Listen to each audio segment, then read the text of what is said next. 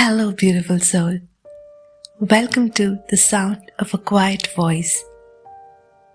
Today's episode is a soul space, a pause in the noise to reflect on something many of us have felt, even if we haven't always had a name for it. There are moments in life when time slows and something or someone crosses your path. In silence, in stillness, yet leaves an imprint deeper than thunder. We don't always notice it when it happens, but in hindsight, it glows like a quiet light that had always been guiding us. A gentle tug at the soul, a thread we didn't know we were following. Some call it fate, others coincidence. But I like to think of them as karmic threads, ties that are older than this lifetime, connections that don't begin when we meet, but continue from where we last left off. These bonds don't always look the way we expect. They might not arrive in human form either. Sometimes it's a living being who walks beside you, without words, yet knows your every rhythm. Sometimes it's a place, a presence, or a gaze that simply knows you and changes you. Close your eyes for a moment and think of the bond that shaped you without needing to say a word. This next piece is not just a story, but a remembrance of a bond that existed beyond time between a boy and a being who held his heart.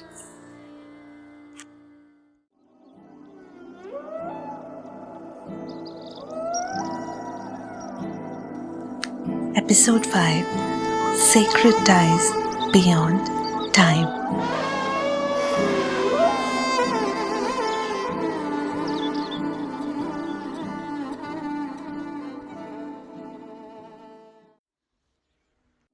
The Grey and the Mighty.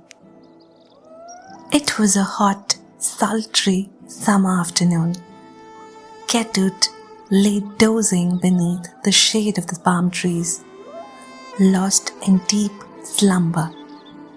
Suddenly, a cool shower of rain jolted him awake. Startled, he wiped the water off his face and sat up, dazed. Had he been dreaming? That's when he noticed the towering grey form above him. Before he could react, another splash of water came down, drenching him from head to toe. Erwan, no! Yeah! Don't do it! Ketut shouted, squinting up at the culprit. A magnificent figure stood before him, majestic, mighty, and unmistakably mischievous. The enormous elephant raised his trunk high and trumpeted with joy.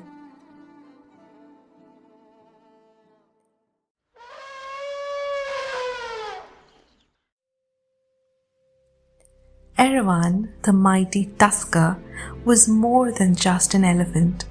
He was Ketut's best friend, brother, companion, partner in crime, and soulmate since childhood. They had grown up together. Ketut had no memory of a life without Erwan. They were family. Ketut was a tribal boy from the hills, born in a proud lineage of mahouts, elephant whisperers, whose stories stretched back generations. It was said that during the time of the Afghans, elephants were first tamed for war.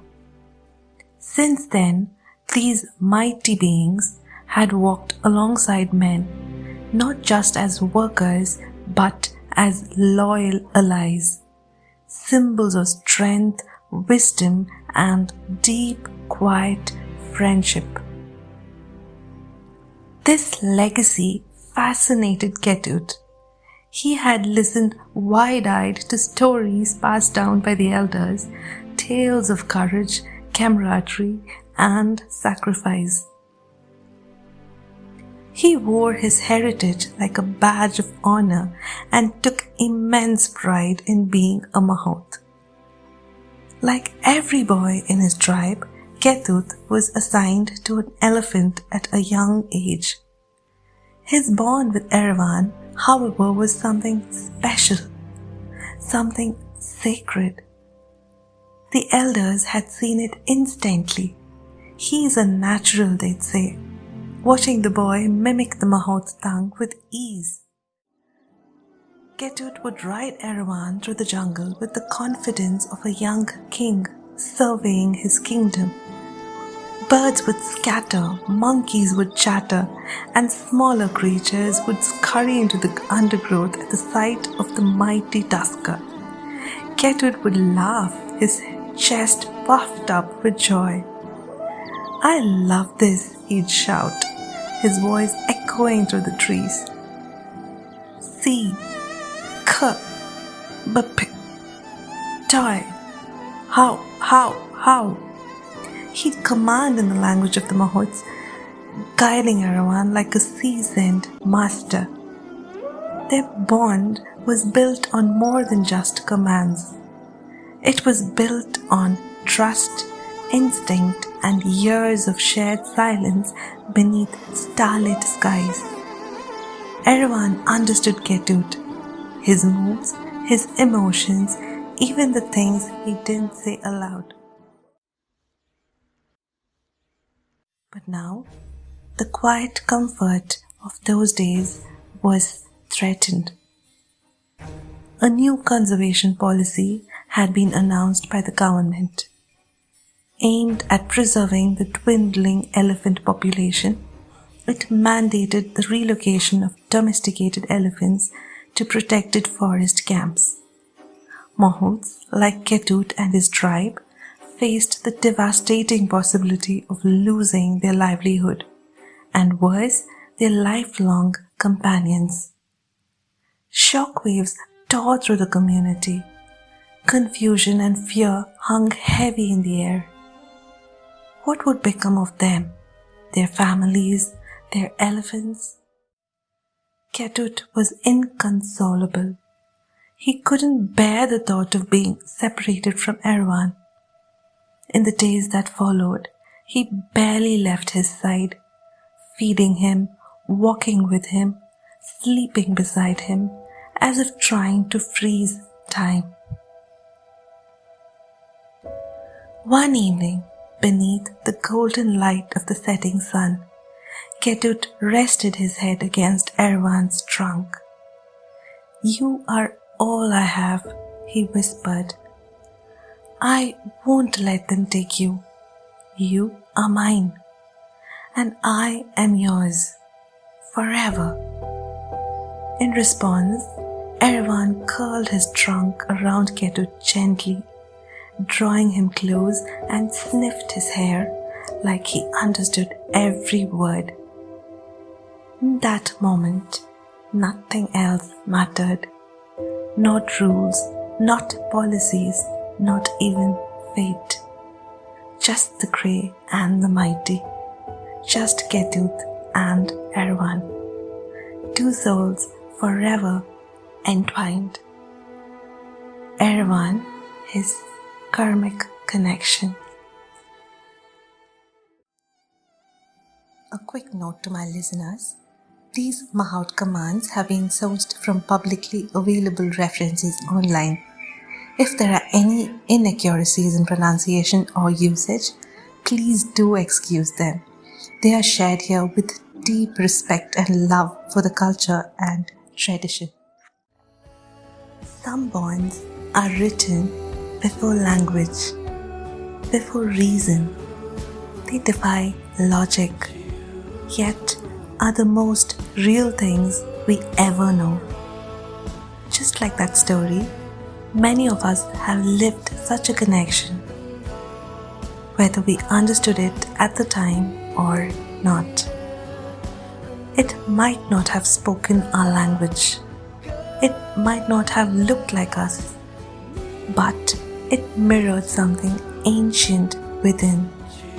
And suddenly, the world felt different because it existed in it. And sometimes, when we least expect it, we are reminded of that soul, that thread, that moment that changed everything. Here's a little poem that emerged from such a space. From the quiet, unspoken knowing that there are ties we carry across lifetimes.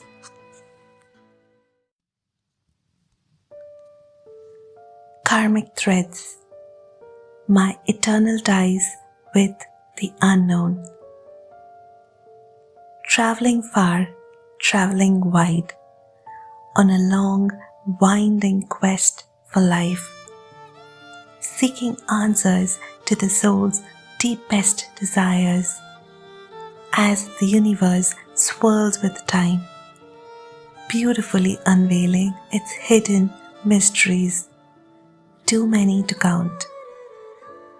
One gazes in awe, trying to decipher a code still beyond understanding, hoping that someday the truth will find its way to the soul, reuniting with it as it moves towards the light. A journey so long, a path so true. The right people at the right time we meet. The right doors at the right time we knock. Blessings in disguise they are called. Angels on earth they are praised. Born from the deepest prayers of the heart, miracles unfold. Fortunes shine over a future. How and why? One can never say. Who or whose? One may never know.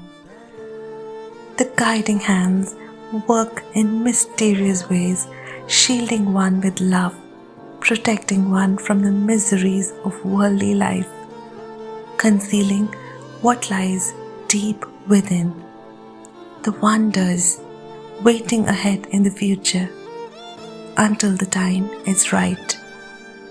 That time, that path, that karma is entirely mine. Is this all just another coincidence? One may ask. Not quite so, comes the reply, as he embraces those karmic connections like his very own, with an eternally grateful heart and open mind that no longer questions the existence of the unknown, the unseen, the unafraid, the unheard, as one comes to terms with the eternal truth that lies deep within. My karma. My dear listeners, if there's a story nestled quietly in your soul, one you've never quite spoken aloud, but always felt deeply, wordlessly, I would love to give it breath, to voice it, to honor it, to let it reach someone who needs to hear it too. You can always share it with me, dear soul, and if you'd like, I will speak it into this space and let it live in the stillness between hearts. Until next time, this is AV Speaks, speaking softly but always from the soul. May your karmic threads